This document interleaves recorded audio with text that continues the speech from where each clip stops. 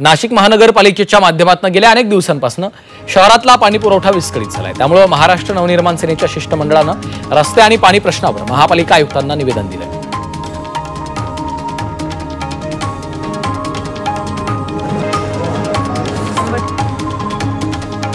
नाशिक महापालिकेच्या आरोग्य विभागानं डेंग्यू आणि मलेरियाच्या निर्मूलनासाठी कठोर पावलं उचलण्यास सुरुवात केली।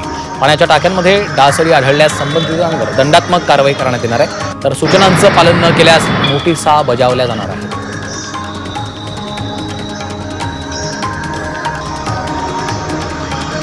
नाशिक जिल्हा प्रशासनानं सुटीच्या दिवशी देखील कार्यालय सुरू असणार असल्याची माहिती दिली आहे। 2024-25 या आर्थिक वर्ष संपण्याचा शेवटचा आठवडा सुरू आहे, त्यामुळे 29 मार्चला शेवटच्या शनिवारी, 30 मार्चला रविवारी तर 31 मार्चला गुढीपाडव्याला कार्यालय सुरू राहणार आहे।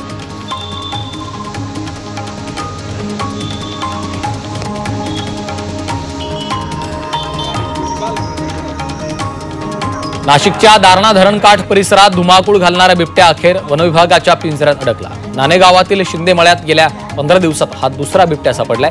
मानवी वस्तीकडे बिबट्याचा वावर वाढल्यानं परिसरातल्या नागरिकांमध्ये भीतीचं वातावरण पसरलंय।